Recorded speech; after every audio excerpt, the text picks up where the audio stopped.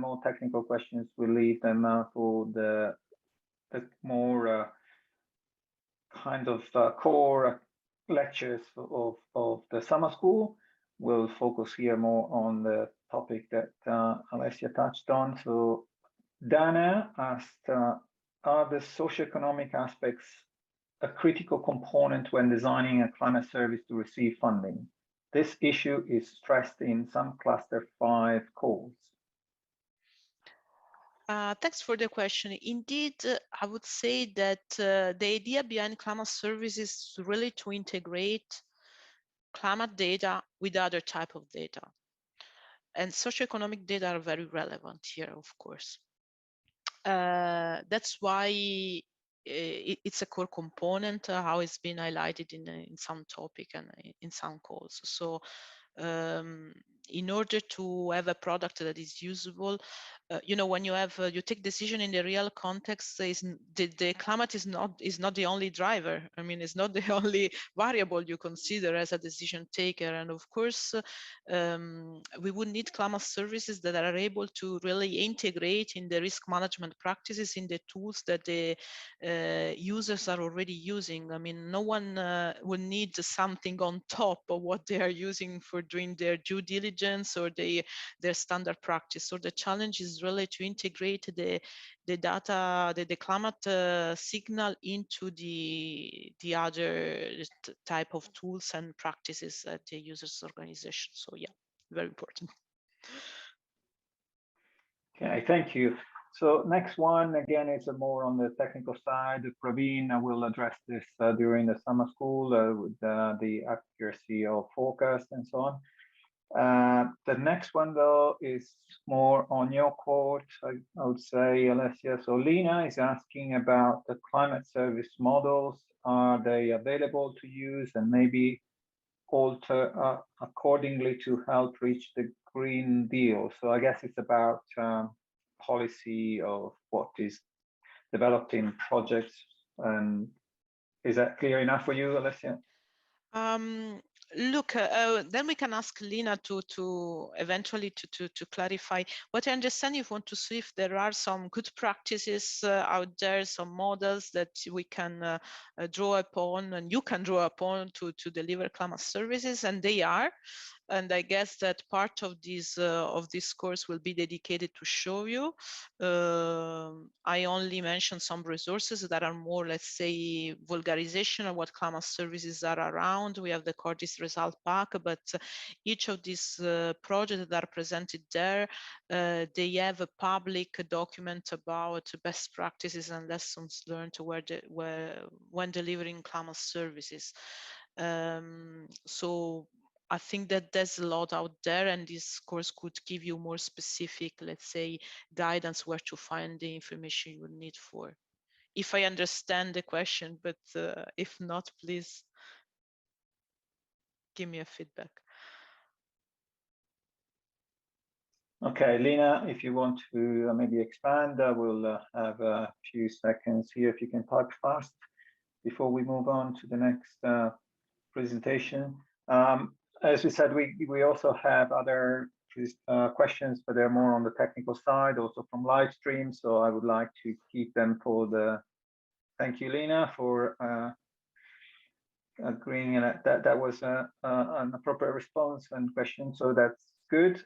Maybe before we close, I'd like to ask you a question, Alessia. What if you could just to have a sense from you whether the water that the EU has poured over the climate services is getting some effect in terms of growing the plant of climate services. Can you see the buds and the plants coming? What's your view? Yeah, I do. I would say that we saw, that's why I wanted to give this historic perspective, because really myself, I had the feeling when I start working in this field that was really for very specialized people, climate modelers and other, very exotic professionals. And now we see that there's really a widespread call and necessity to have these services integrated, and the work that C3S is doing with the CIS and getting possible even to have this constant regular stream flow of data and information is something that is a turning point there. Of course, the challenge is to bring this to the, I'm not worried that the multinational, to be honest, that the multinational company, when the times come and then they feel the need and pressure, we will be able to use climate services and to make the right decision. The challenge is there is to bring this type of awareness and tools to the small towns, to the SMEs, to really have it as a part of the, let's say, of every decision to be able to take into account climate change. Unfortunately, we will see that now the impact will become more and more evident and severe. If you think about planning infrastructure that spans, the lifetime of infrastructure is some decades, depending on which. The moment now that span 2050 in terms of planning, it becomes more pressing and urgent. So I see that something is moving. We should speed up on every respect, including climate services, of course. We're a bit lagging behind, but in perspective, the thing is moving, maybe too slow. Okay, that's great, Alessia. Thank you very much. And it was a great pleasure to have you here to welcome the summer school participants. And indeed, with all the participants here, I think there'll be hopefully a good workforce to work towards these goals and accelerate the pace for reaching the Green Deal and all the other climate goals that we have. I also encourage people to use the icons at the bottom to give Alessia an applause, a virtual applause, or a real one. Thank you, Alessia. Please feel free to stay on as much as you like. I know you're busy, so at some point you're probably going to switch off. And moving on, then we'll have a lecture that will take us a bit closer to the real content of the scientific and the core elements of the climate services. So I'd like to give this introduction to climate services, and I'm going to share my screen. I'm going to talk for about 30 minutes, and then there's going to be some time for questions. Okay, so I'm going to stop the other sharing and take over the screen with this presentation. So we're ready to go. We're going to talk about the seasonal forecast climate services for the energy and water sector. Like I said before, we are focusing here on seasonal forecast. So I'll show you a bit the context and where the seasonal forecast sits within the context of climate services. But just bear in mind, the whole school is around seasonal forecast, and we'll tell you a bit more about the definition also of what the seasonal forecast is.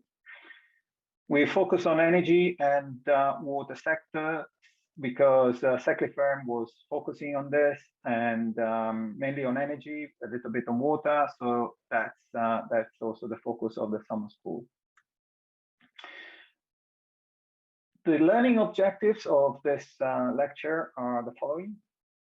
We are going to look at climate services. Why are they needed? And the second learning objective is to look at what they are, what the climate services are, also in the context of other businesses. And finally, we'll look at a little bit of what SECLI firm has done to set the background and the context for the summer school. We'll talk briefly about the main output and some of the lessons learned. So to step back and put the seasonal forecast, like I was saying, in the context of a slightly bigger picture, we can say that the energy and meteorology are inseparable in the sense that if you take any kind of time scale from the past to the future, you can always find something that relates what happens outside in the environment, in the weather and climate, and what happens in the energy space. This, by the way, is also true for other sectors, but as we're focusing here mainly on energy, I'll present this here. So if you look at the past, for example, we have a long record of observations and reconstruction of the climate, and all this data is very useful to look at assessment of severe events and many other things. So here I present just some examples. On the orange box is what happens in the energy area. On the blue one is on the weather and climate, or together is called meteorology. So looking at the future in terms of predictions, when we have short time frames from seconds to minutes, we have, for example, passing clouds and thunderstorms, and this affects obviously clearly the solar power generations. And if we have clouds, that there's a big drop in clouds, and we need to worry about that because we need to balance the grid, for example. At the longer time frames, we have hurricanes, and this could disrupt oil rig operations. Again, these are just examples. There are many more events and links with energy that I'm not mentioning. On moving to months and seasons, then we have phenomena like El Nino, and this can lead to changes in demand patterns. Long-term changes are moving to decades and renewable energy resources. So I put now these red boxes around the areas which are the focus of the summer school. So like I said, we are focusing on seasonal forecast, which is the box on the right. And I've taken it a bit broader. So normally seasonal forecast is defined as the outlook from 1 month to 6-7 months ahead. In the project, we looked at also a few weeks ahead, so it's a slightly broad definition of seasonal forecast. So that's just mentioning this because you will see some shorter time frames mentioned during the school, but technically seasonal forecast is from 1 month to 6-7 months ahead, roughly speaking. So that's the kind of time frame that seasonal forecast looks at. And we also always looking at the past, because the past is important to learn about the future, as in the real world, but also in the climate. And so we use a lot reanalysis products, for example. Observations are a little bit more tricky. They're obviously more important and accurate than reanalysis, but for practical reasons, we normally look at reanalysis, as you will see during the course. If we now take this time steps a bit, or time scales a bit closer to the operations and what happens in the real world for energy, we see that weather forecasts from hours and days ahead are used for operational purposes in energy, and monthly forecasts, weeks ahead, maintenance.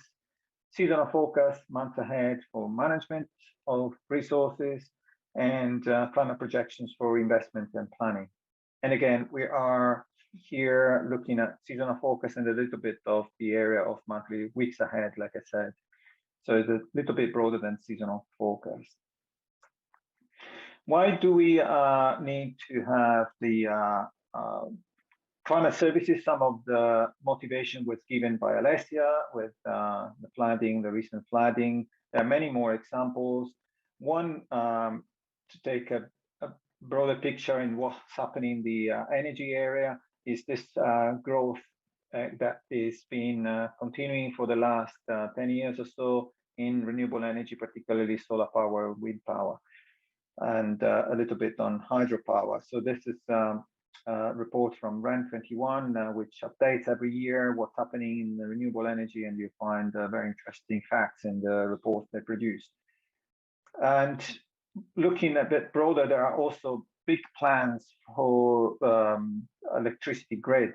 This is a grand plan put forward by the organization called CocoCo for a global electricity interconnection. So you can think that if we are to reach such a scenario or reality where we have all these interconnections, will require a lot of input from weather and climate to manage the grid and all the other operations that are happening around this grid. So this, again, it's one of the examples because it's not just about electricity, it's not just about renewable energy. And when we talk about energy, it's also about demand, and demand is the basically the aggregator of all we do, because we need to meet demand at the moment.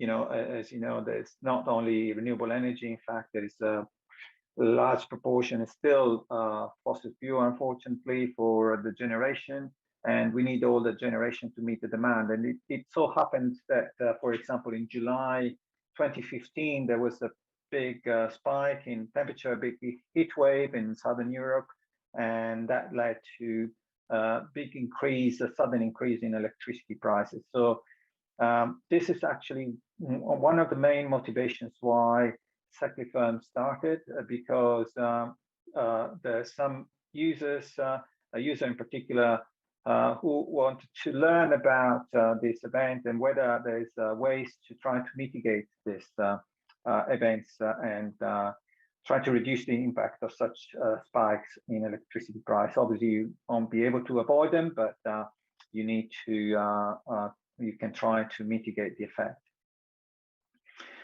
Okay, now moving to the what the climate services are, you'll find many definitions around. And generally speaking, climate services rely on the production and delivery of relevant, credible, and of course, valuable climate information. So there are a number of definitions around this terms in literature, and many also definitions to define the climate services, which in a way reflects the maturity or immaturity of the field. So it's still growing, and so it's not that the definition probably going to change still several times before we get to a kind of stable definition, if we ever reach that.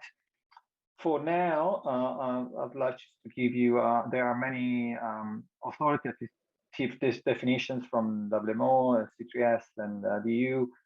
Here it's just a short definition that I proposed in a publication in 2018, which is a set of actions aimed at helping its beneficiaries make the best use of tailored information so as to improve their business. And business is in inverted commas because we're not just talking about commercial activities. It could be also for humanitarian purposes, for example.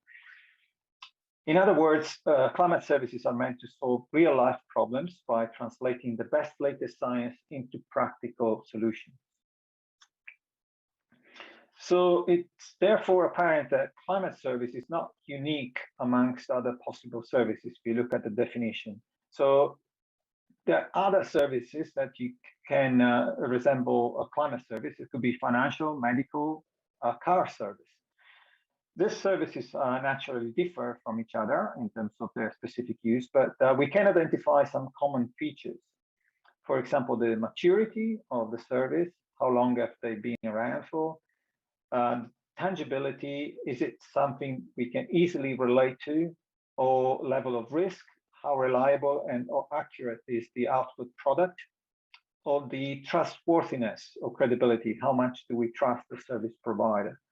So all these features or characteristics are relatable to all the services I mentioned. And I put forward this table in the same publication I mentioned, where I looked at the the levels of maturity, tangibility, and so on for each one of them. And I put a high, H for high, M for medium, and L for low against each one of them.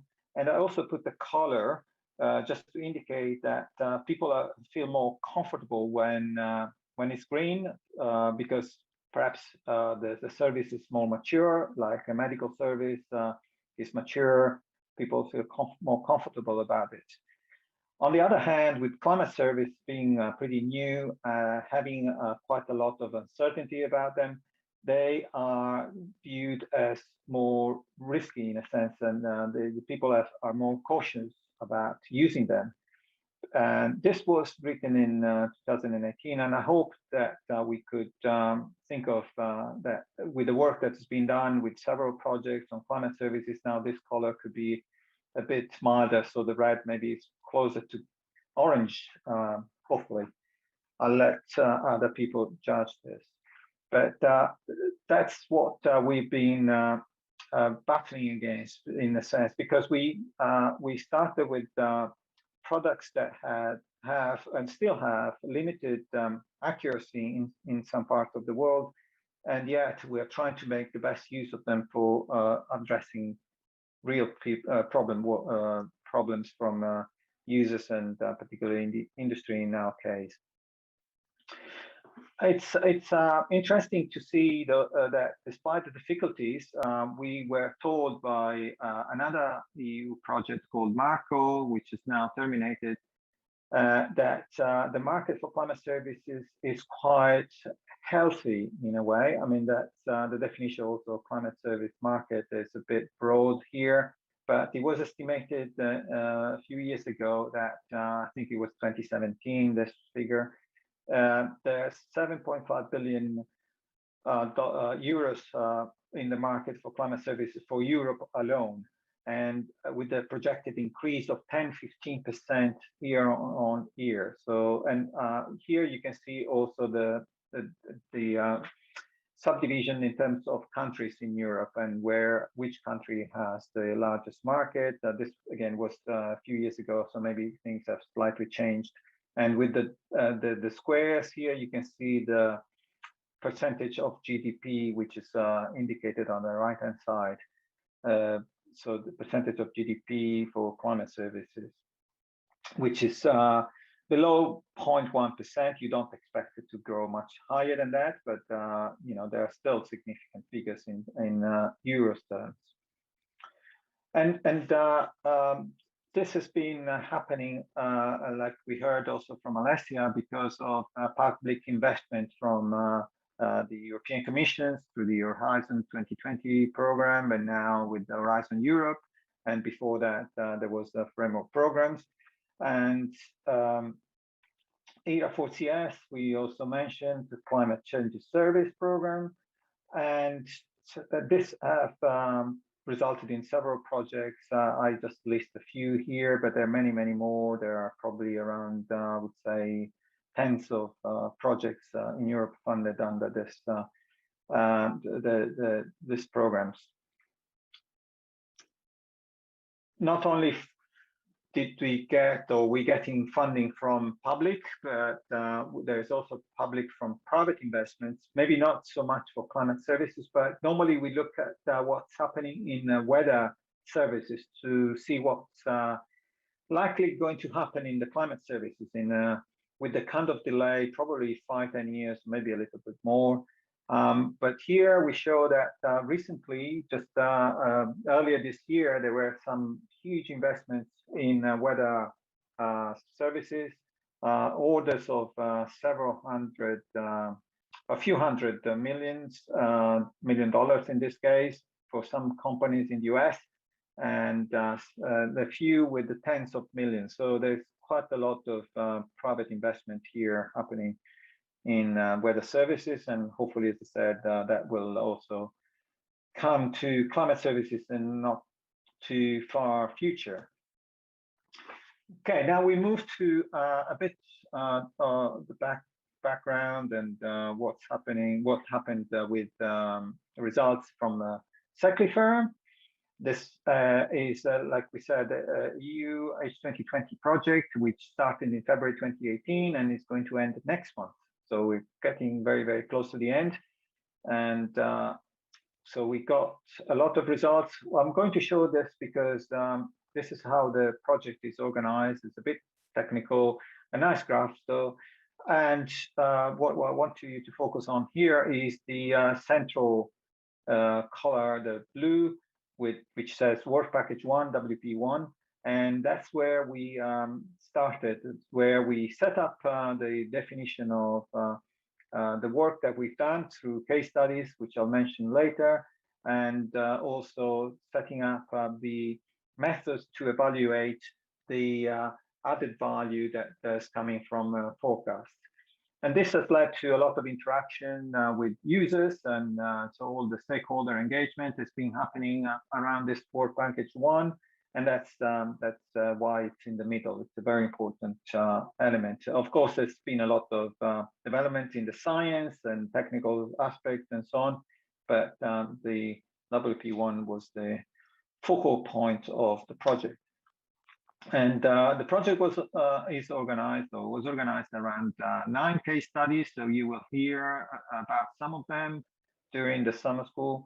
And here you can see that we've got a bit of geographical coverage, mainly in Europe, but also in Colombia, and mainly energy, but also some water. And some of the slides are not legible, but you will find all this information also on the web.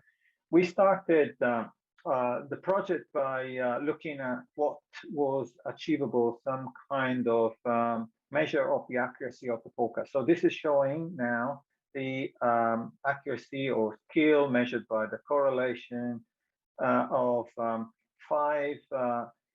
climate variables that are relevant for energy, and 3 systems on 3 rows are 3 forecasting systems.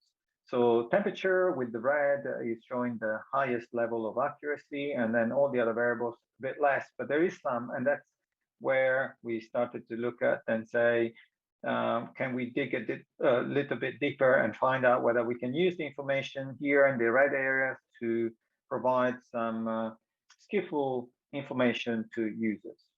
And you can also look at the global picture and you find where the skill is. Obviously, like probably some of you know, the best results, the best accuracy is in the tropics for seasonal forecast, where there's unfortunately in the oceans as well, where not many people live because of the inertia of the system there with the oceans that giving a lot of predictability around seasonal forecast.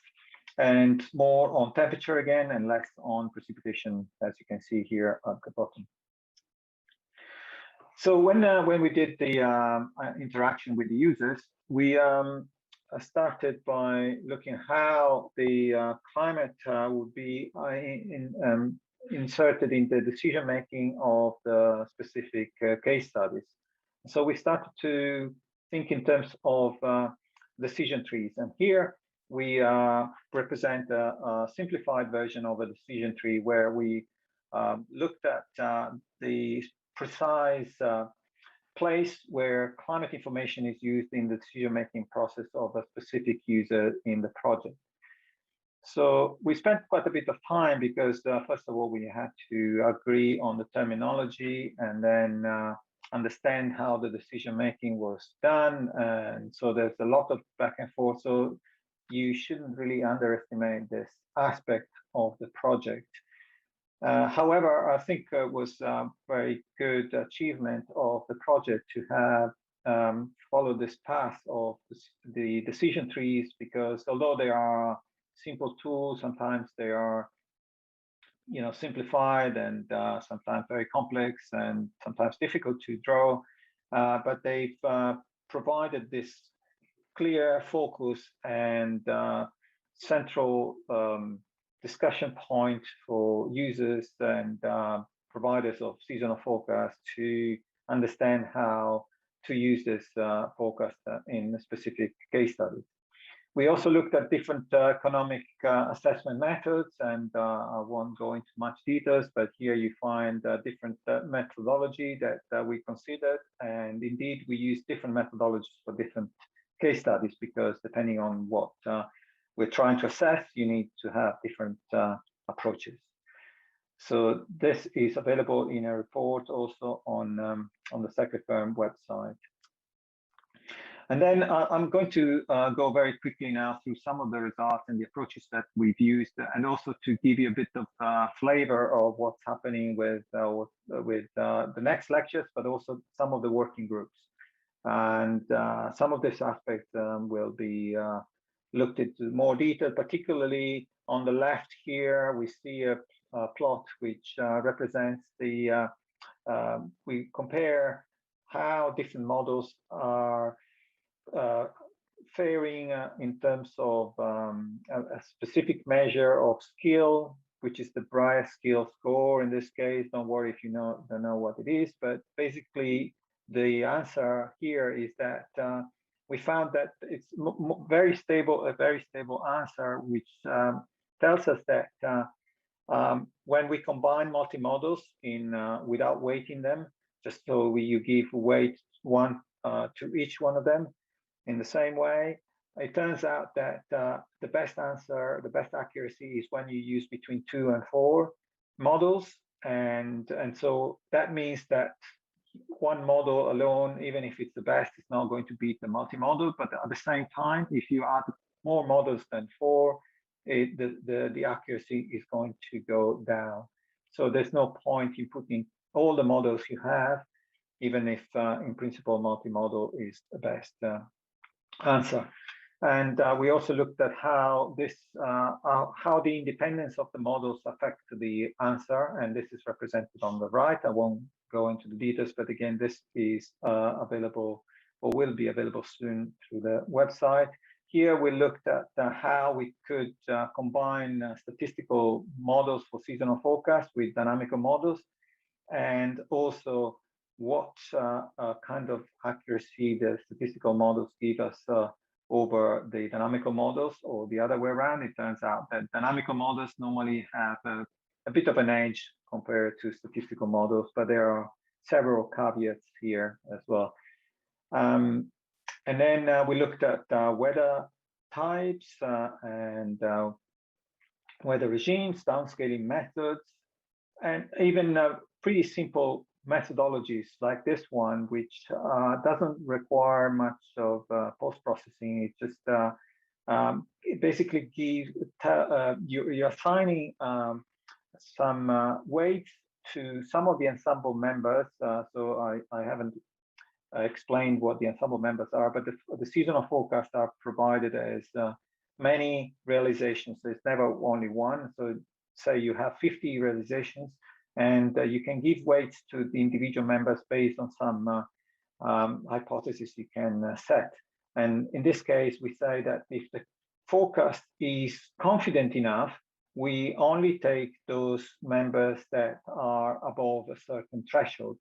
And this has the purpose to make the forecast a bit more strong and acute, because normally what the forecast tends to do is to give you a bit mild answer. So it's normally the signal is pretty small, and so what we are trying to do here is to enhance the signal to get a bit stronger signal in the forecast.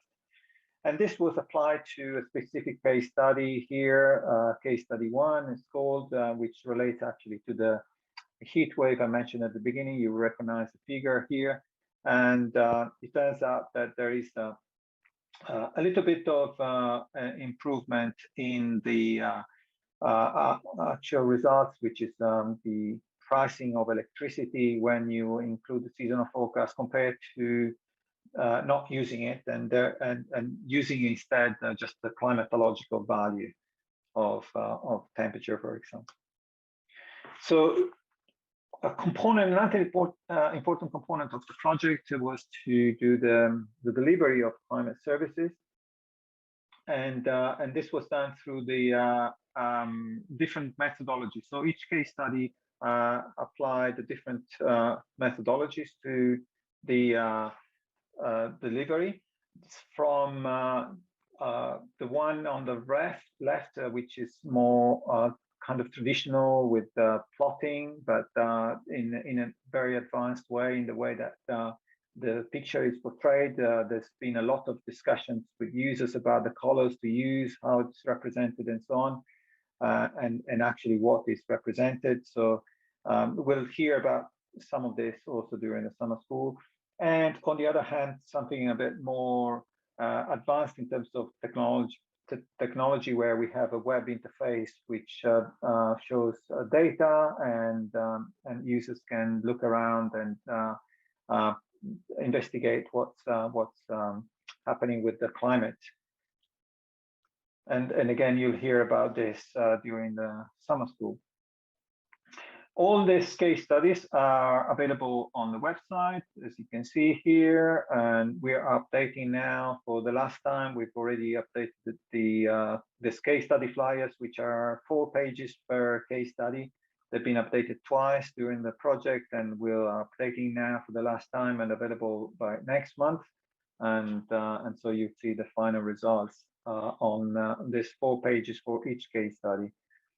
But I suggest that that for the purposes of the summer school, if you haven't done it yet, you take a look at some of them or all of them if you can. A good way to get into the summer school and the real content of it. So as a last part, I'd just like to focus on a very important element. We talked about the science, we talked about technical developments, the case studies, the reasons why we do the climate service. But ultimately, the key element, I think, was also mentioned by Leslie. The very important element in the climate services development is this, what I call CocoCo, which is co-design, co-development, and co-production. It's all done in cooperation. And what it basically means is that there needs to be a close engagement with stakeholders in order to make sure that we transfer the knowledge and instill confidence in seasonal forecast products with the users. So there's, regardless of how skillful our forecast is, particularly because seasonal forecast is not always very skillful, as you will know or you learn, we also need to interact closely with users, because there's ultimately there is useful information on seasonal forecast, and so it's a subtle thing sometimes, but it's just through this close engagement that we can reach that. So through this co-design, co-development, co-production, we have reached some very close interaction in the project. But so this CocoCo goes actually beyond the provided client or user talk. But ultimately, it really just boils down to a very simple thing. It's about communicating what's going on. So all this co-design and co-development, co-production, very, very important. Sometimes, though, they are a bit oversold, and you can think of it as basic communication in the end. So just to conclude, these are my takeaway messages. There is a strong opportunity now, given also the work done by the many climate service projects, to develop seasonal climate services to assist with the energy transition and more generally to meet the climate goals and the Green Deal and the Paris Agreement and many of the other goals, including the global electricity transmission grid that I showed earlier. Seasonal climate services are already assisting the energy and water industries to better manage resources by embedding forecasting into their decisions. So we are not starting from scratch, and that's also why we can have this summer school, because we want to share some of the lessons we've learned, and we'd like you to also contribute to this sector because it's a very exciting and growing sector. And the key to successful seasonal climate services, I put seasonal in parentheses because it's beyond seasonal, it's climate services in general, maybe all services, is to keep an ongoing communication with users via this CocoCo approach to overcome the complexity of the information and the level of accuracy of the forecast. So with that, I'd like to thank you. And maybe we have, I'll need to check the time. Maybe we have time for some questions.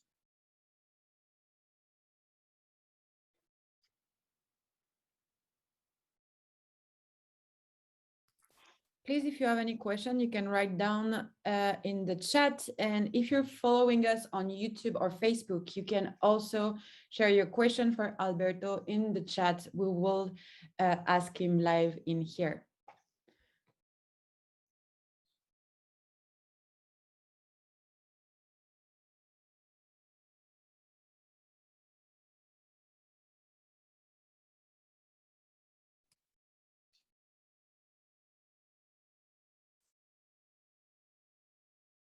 For now, we have no question. In any case, if anyone wants to ask something, we can also activate your microphone. So please raise your hand and we will be activating your microphone for you to ask them live. Otherwise, we're going to take a break. Alberto, what do you think? If no questions? Yeah, absolutely. Yeah, absolutely. Let's have a break and we'll come back when, Agatha? We're gonna come back at 13:30 UTC, which means no matter where you are, at 30, we will be back in here to see each other and go on with the other presentation. So in 25 we minutes. do have now question in the chat. We have one from Dana. Can you give us some example of key performance indicator to measure the uptakes of provided solutions? Okay, thank you, Dana. Examples of key performance indicator. Okay, so I'm trying to understand the question. So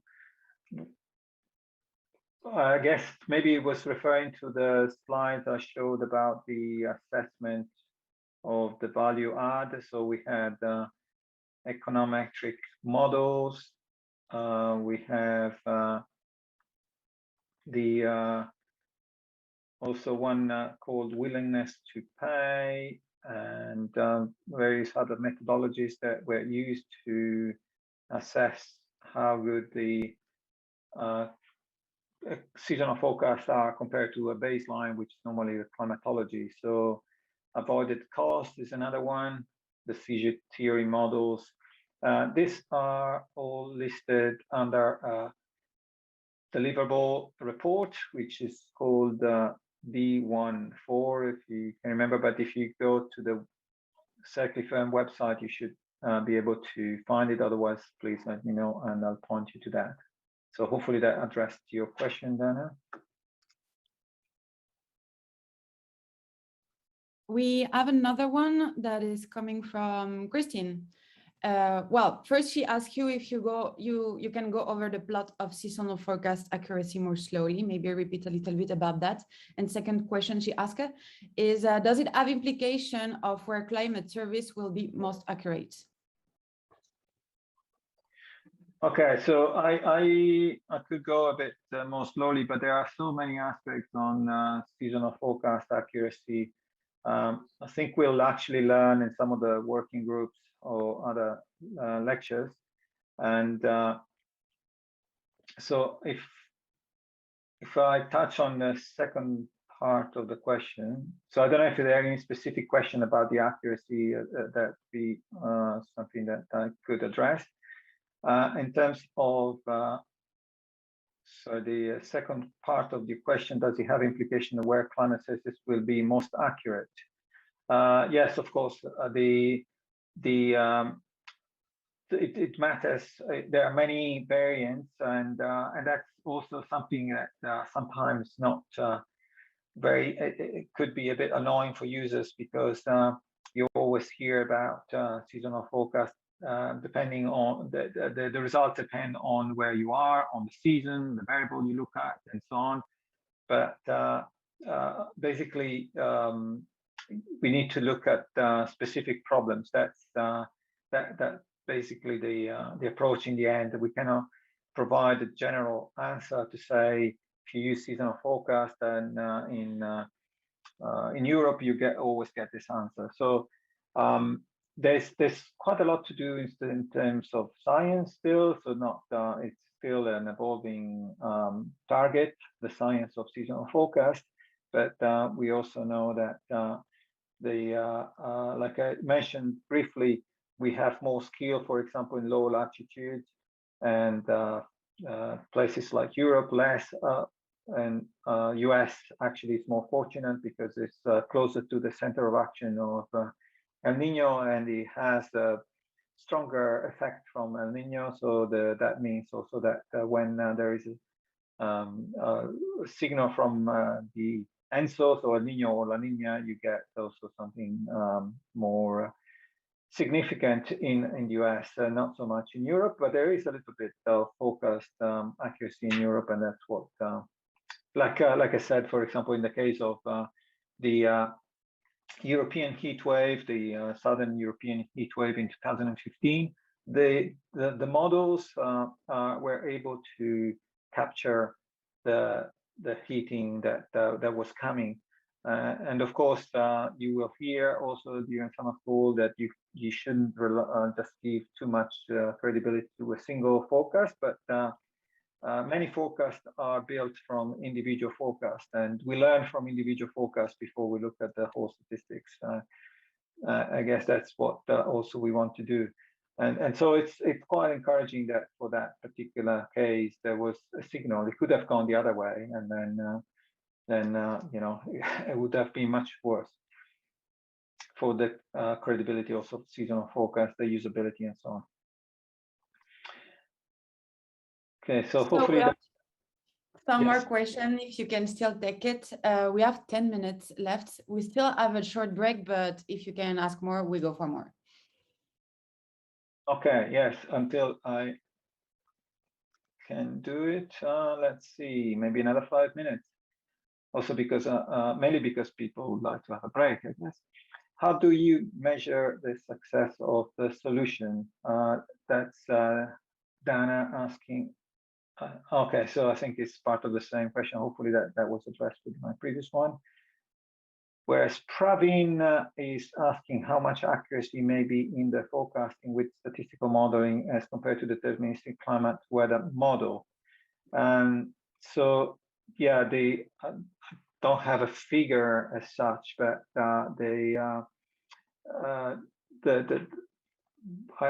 as I mentioned, when we look at the relative accuracy for Europe, but most of the time there's more weight given by dynamical models than statistical models, and there's some limitations also with statistical models because of the data availability. We tend to look at longer seasons, so like 3-month seasons rather than month by month. So because the models provide it's much more rich in data, we can also look at more at individual months, for example, and that also is an advantage. When you do that, there is dynamical models become superior. Again, I don't recall the exact numbers, but this is mentioned in one of the reports of SECLI which we can provide. Baba Jida is asking, what are the likely climate service uptake in sub-Saharan Africa countries that could aid energy transition goals? Very good question, and I think you will also hear during the summer school about other projects. And so the EU has also funded at least 3 projects I know, but there are more for Africa. And so there are one, some of us are involved, it's called Focus Africa, and this is for Southern Africa. There is one for Eastern Africa and one for Western Africa. And so there's 3 projects targeting sub-Saharan Africa. for climate services, not just for energy, but the energy is I think in definitely in South Africa, maybe others as well. So there's quite a lot of development there. So we're trying to, with this project, in Africa, we're trying to transfer lessons learned and development being done in European projects, in the European context over to Africa, and often probably get not always, because there's issues also with convection and other phenomena in Africa, but being closer to the equator, there's also a larger signal coming from the large-scale drivers of the climate. Okay, thank you, Claire, for providing the link to the report I mentioned before. So the D14 with the economic assessment. So everybody is welcome there to have a read.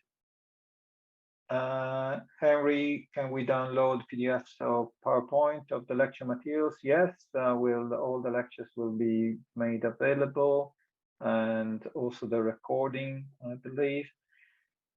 Sarah is asking, what is the relationship between climate services and weather forecasts? So yeah, that's an important point in terms of differentiating between the two.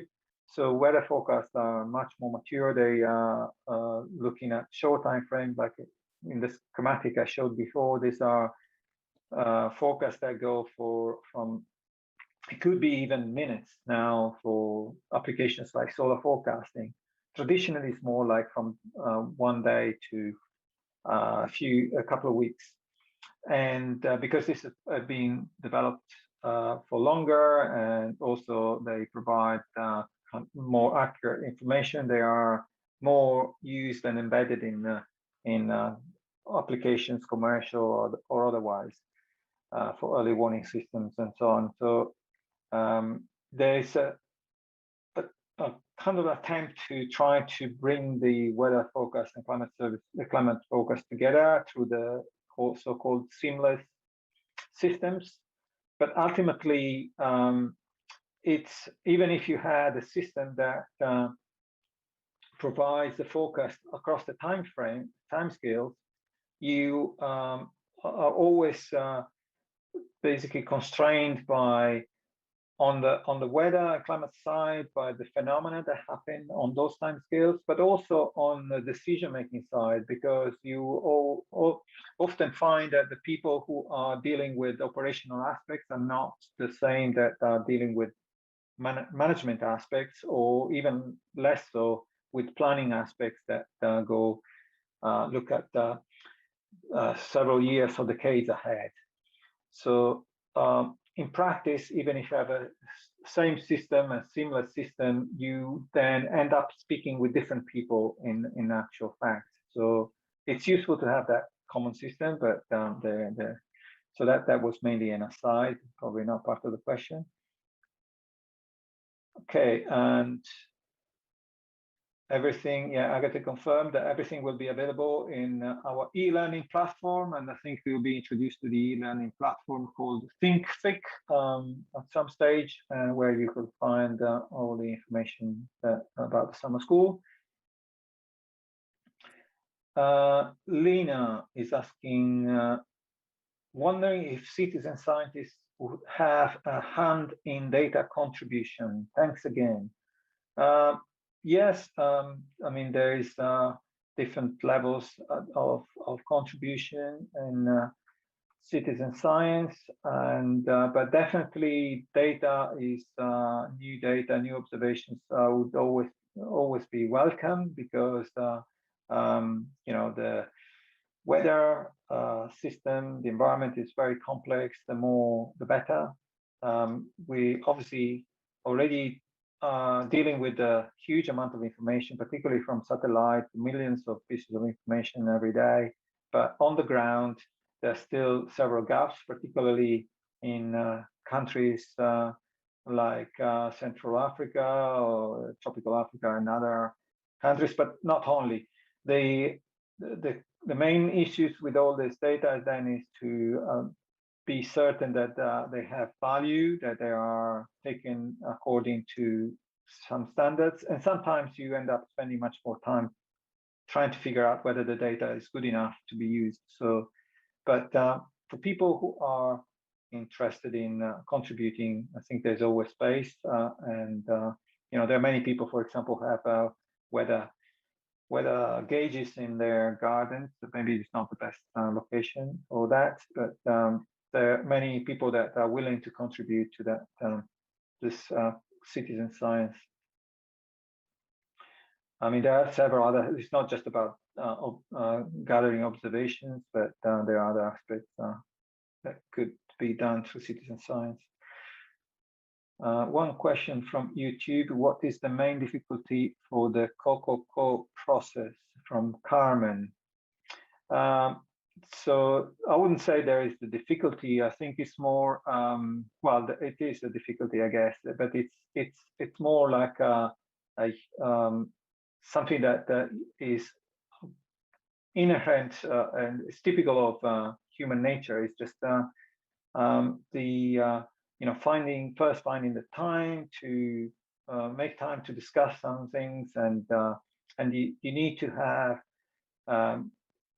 the urgency to speak about these things. If a climate focus is not a priority for you, you know, people will never make time to discuss it, and so it's about making the understanding that the seasonal forecast in this case can help in decision making. So that's the first barrier, and then after that, like I mentioned before, is the language. There's a lot of technical, like in many fields, seasonal forecast. Even the word skill can be interpreted in many ways, and you know, from a science perspective, you assume that it's well understood, but it's not. So there's a lot about terminology, about a lot about creating the relationship, lasting relationship with people, just at the human level, and so that's why I said it's basically about the communication, because that's the essence of it in the end. And I think that's a good place to stop, also because I only have 1 minute and maybe a bit less now. And so back to you, Agate, for the instructions for the break. Thank you. We'll now take a short break, so I invite you to get a coffee, stretch your leg, do some exercise or what you want. We have a little bit less than 10 minutes. We will be back at 30 minutes from the hour that you have in your country currently. So let's take a little break and we see each other in a few. Thanks a lot.